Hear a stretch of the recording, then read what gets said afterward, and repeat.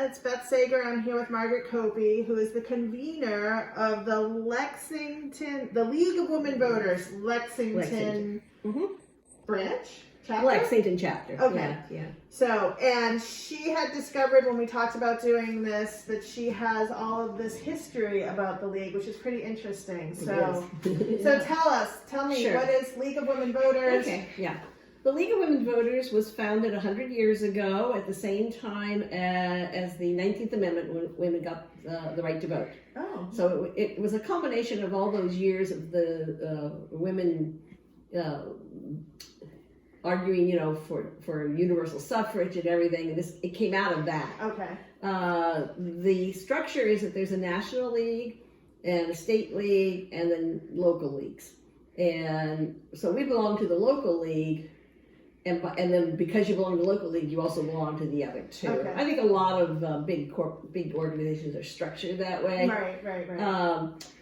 And what the league does is it's a nonpartisan organization, which means it never endorses a political party or a candidate. But it does lobby for positions that it has studied. And that's the important part. It has to be something that the league has, and a study can take up to 2 years, where they gather information and debate among themselves about whether they support this position or not. And we have lots of positions on lots of things, obviously on voting with the League of Women Voters, but we have positions on education, on the environment, on taxation, government in general. We have a lot of, some of them are a little obscure now, but that's okay. And then we can lobby for that and, testify, and in fact, the state league does a lot of that. They do a lot of testimony at the State House on things that we've taken positions on.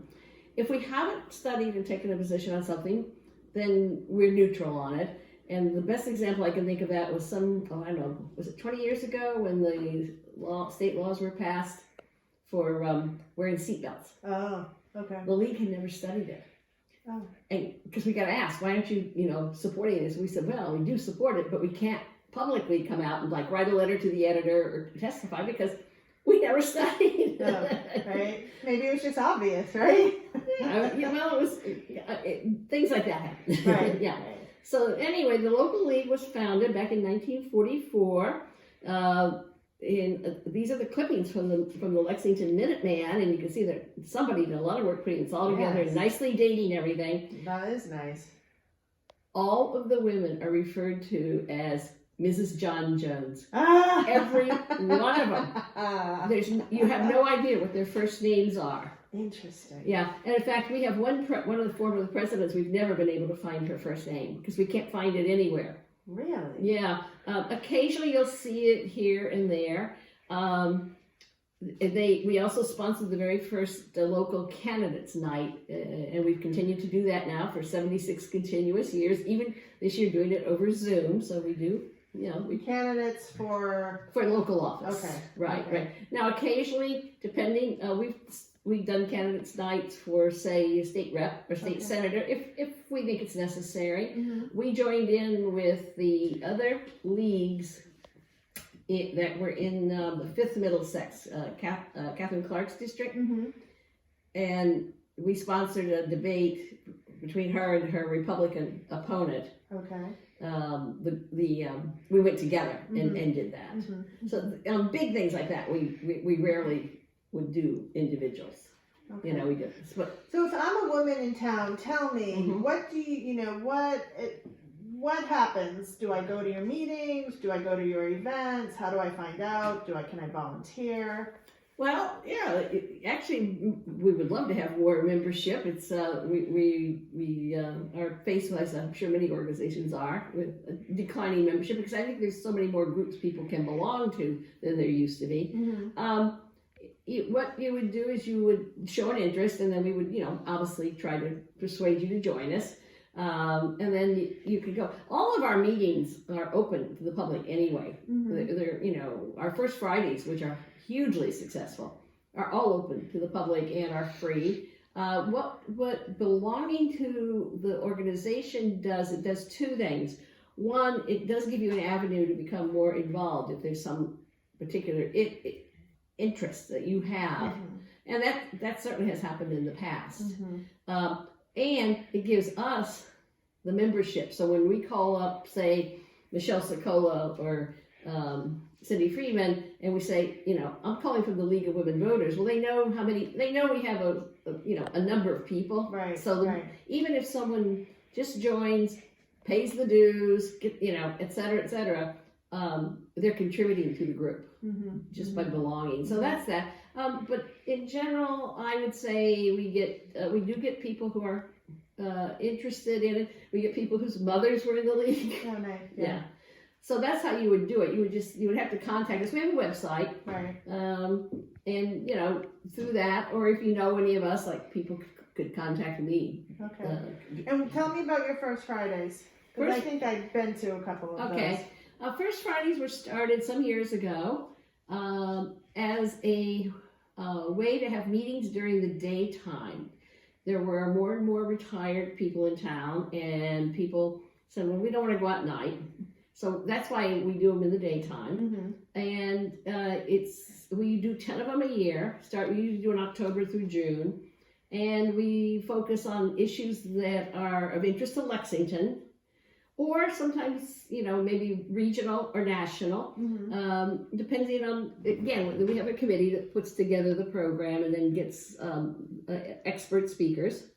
We just had one this Friday that was on the new regulations for heat pumps or for, all that, which is very confusing. There's a lot of info there. Right, and we had somebody from one of the state organizations who came in. She was there, and she talked about all the rebates that are available in construction and retrofitting and whatever. It was a lot of information, and that's something that people. And then we also had Michelle Cicola at the same one, because the town meeting has just voted to submit a home rule petition to the state legislature to enable the town to change its bylaws so that all new construction has to be built without fossil fuel. And any major renovation of a house, like if you were going to add, if you had a 1,500 square foot house and you're going to add 1,500 square feet, then you would be subject to this too, I think. But those would be regulations that would have to be worked out. But we're not to that point yet. So she came and then talked about the process for getting a home rule petition, which is the same as getting any bill through. And it's very convoluted. It is. Very convoluted. And so she says, that's why it could be 2 years before this bill, because they just started a new session. Right. Before the bill goes through, which means the second part of what we voted, the bylaw change, would have to wait that long too. Right. There is some confusion right now, by the way, about how a local bylaw is going to interact with the new state climate law that Baker just signed into the thing. So there's some confusion there about that too. So I think, but that'll all get worked out in the details. Right. You should get a picture of George, because he really, really wanted to be part of this. But he's been so nice and hasn't jumped on the kitchen table. I expect him any minute though. So. Well, we're doing something interesting around here. Yeah. So that's that. This year we had I'm trying to think. It's sometimes hard for me to remember all the ones we have. The years merge into one another. We did them all by Zoom this year. Ordinarily, we do them in the library. Right. When we originally started doing them, we did them in people's homes. And then then when the library was renovated and there's that huge meeting room. Space, and we did it for 2 reasons, which is interesting. Most people don't realize it. One was it was handicapped accessible. Okay. Most houses are not. Right. You probably know that better than anybody. Right. Yeah, that's true. And the second one is it's sort of the psychological, emotional barrier to seeing that there's going to be a speaker at Margaret Coppe's house on Friday morning, and you want to hear the speaker, but you're not sure about going to a private home. But if it's in the library, it's easy. It's much more emotionally accessible. Right. And that's an interesting thing, because that's another thing we passed this year in town meeting was the resolution to include accommodations for disabled people. And like we say, we all think right away of handicapped access. Right. But then there's other kinds of things too that people don't realize that are barriers to people participating in societies, not just not being able to, you know, get over the curbs or whatever. Right. So that was started then. What we do is we, like I said, we bring in. We've had the DPW multiple times. Those are also very popular. Right. I like that guy. Talking about trash regulations, recycling. Curbside recycling was started in Lexington by the League of Women Voters. Really? I think we were the first ones in the nation to do curbside recycling. Oh, yeah. Impressive. Well, that was a group of women that were incredibly progressive, and it was a group of women also who were highly educated, but who didn't work outside the home. And we don't really have that population anymore. I mean, we talk about Marge Batten, for example, who was the town moderator for many years. I forget where did she go to Wellesley, I think, or someplace? And you know, she was very smart, very intelligent, but I don't know if she ever worked. She certainly didn't have a career. And I'm thinking of some other ones I know. They might have taught for 1 year and then got married and then stayed home. Right. But they really put a lot of time and energy into all of this, and so we have that history. And they all were big leaders in the league, and they got a lot of support. I think I noticed I first got into town meeting 39 years ago. Wow. And I used to sort of head count how many men and how many women were there. And the men definitely outnumbered the women. That's not true anymore. But now when I look around, when we meet in person, what we're looking for is to see, you know, how many ethnic groups are represented. And that's definitely changed in the last 10 years too. As well, the ethnic population in town has changed. We do deal with that. We had the recycling. I was going to get back to that. Recycling has changed a lot. What we started out doing was, you know, wonderful. We got people really well trained, and they separated things. And then the town got a contract with a new hauler who they do single stream. So people have been saying, well, I separate my stuff because I've been doing it for years, but they throw it into the same thing. What's going on? That's what's going on. So things like that change. We had, I don't know if you're aware, there's a state law about the use of pesticides in schools. No. You can't use pesticides except by a licensed person. Okay. And that was, again, a couple of people from Lexington. In fact, we had the governor came out to, I think he came to the little nursery school over here on Mass Ave to sign it. Wow, fun. So there's been that long history of people who have special interests. Yeah, it's the pesticide. Sounds like a great group. It is, and it's a group that's very involved in local politics. A lot of them are town meeting members, right. And you know, we encourage that. So anyway, well, this is very interesting. Yeah, this is most interesting. These are Minutemen editorials from 1948, talking about the town meeting members. And how they need to step up to the plate and blah blah blah. Oh yes, I mean I was reading these and I was saying, oh my goodness. That's so funny. This is the first, I think. Look at this, Mrs. Robert DiNormandy. Yep. That's so funny. Actually, I know her daughter. She lives in town. That's so funny. The DiNormandys are from Lincoln, aren't they? Yeah. I know the Lincoln. Yeah. I know the Lincoln DiNormandys. One of them lives here now. Oh, okay. So.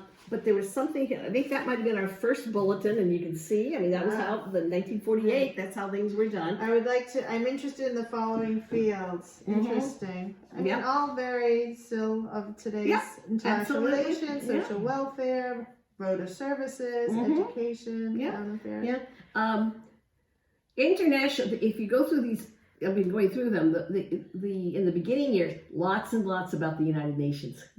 Well, think about it, 47, 48, 49. Yeah, so that was, we never do anything about the United Nations anymore. No. So we do keep up. There was something, though, that was so interesting here as I was looking through here. Oh, I knew you'd like this. This was, I think his son lived over here on Spring Street, Morris Lambie. There was a Jim Lambie who's dead. But he talked about the possibility that a $12,000 house, exclusive of land, will be necessary if a family of four is to pay its way in Lexington was described as highly probable within a few years by a Harvard University professor in 1949. Wow. Isn't that interesting? Yeah, I said, oh, you'll have to show that one to you. Yeah, I'm going to have to take a picture of that before I go, because that's very cool, right? Like, look at that. It is. I mean, you know, I think it's 1950. How far up does this go to? Oh, I've got a whole box of them downstairs. I have a lot more. Okay, I was going to show you. There was something else here. Oh, the new high school. There was a referendum on the high school that failed. Oh. They didn't want to build a new high school. They didn't want to pay the taxes. Well, people got dressed up to go to the League of Women Voters meetings. Oh, yeah. Well, they got dressed up to go shopping. Right, that's true. I remember getting dressed up to go on a plane, right? Like, oh, yeah, getting your best Sunday dress and going on a plane. That's right. Lazy town meeting. I love that one. Lazy town meeting members. Wow. Oh yeah, well that was an editorial from the Minuteman. Oh, that wasn't us. Yeah. I mean, we never would have said that. Oh, this is interesting. Oh, they did. This is one of the things for the new high school, committee. Right? And growth and enrollment. Right today, and this would have been 1951. Wow. There were 2,813 children. That would even be K. They didn't have kindergarten back then. Right. That's a lot. 12 grades, right? It was. And by 1955, there'll be 3,600 based on the census, and that's what we do now. That's how the school does its projections. It says, okay, we've got this many 1-year-olds, 2-year-olds, 3-year-olds, 4-year-olds in town, and each year those kids are going to be coming into the school. Yeah, that's one way that's one of the factors that goes into projections. There was one other thing in here, and I saw this, and it really interested me. Get what it was. I've got to get this cleaned up. A lot of the stuff stays the same year to year. Right. Well. Yeah. Comprehensive planning. We're still doing comprehensive planning in town. I know. Some things don't change. Yeah. That was 1954. Yeah. Well, things change, and then you have to plan again. That's right. Yeah. There was something in here where they had a meeting, and one of the speakers was the very famous astronomer who lived over on Shade Street, Cecilia Payne Gopashkin. Oh. Okay. Have you heard of her? Nope. Ooh, well, I should look her up. You can look. Yeah. All right. Cecilia Payne was from Great Britain. She comes to the United States because she was trained as an astronomer, but she couldn't get a job. But Harvard, in the early part of the 1900s, hired women to do sort of, the scut work. And so she got hired. And she was one of the big contributors to the development of modern astronomy. Wow. Yeah, cool. I know. Yeah. There were others. Hopefully we're going to know more about these different ones. Let me just see if there's anything really interesting here. I love interested citizens to discuss election and government. And you can see there's 2 women, and all the rest are men. So that has definitely changed. Yes, that has changed. That's a good thing. So that's at the League. We continue to work on. I think I would say our biggest on the state and national level now is the voting rights and the voting procedures, and that things like same-day voter registration, mail-in ballots. What would be some of the other ones? Things that make it easier to vote, and we've been supporting those for a long time. And even in Massachusetts, which is fairly liberal, some of those are uphill battles, and rightly so. We shouldn't rush headlong into some of these things. We should know what we're doing, and that's where the League it has its strength. Right. We also work with the ACLU a lot. Okay. In fact, Carol Rose was one of our speakers. Okay. Do you know Carol Rose? Mm-hmm. Yeah. So she was one of our speakers this year. And we had the town clerk come and talk about the new mail-in voting, Oh, nice. about the statistics and how it worked and how it was. That was very interesting. Right. I actually went down and was an observer for when they were tabulating the mail-in votes. Okay. And that was fascinating. Most people don't realize that all these procedures are open to the public. They can't keep you out. Mm-hmm.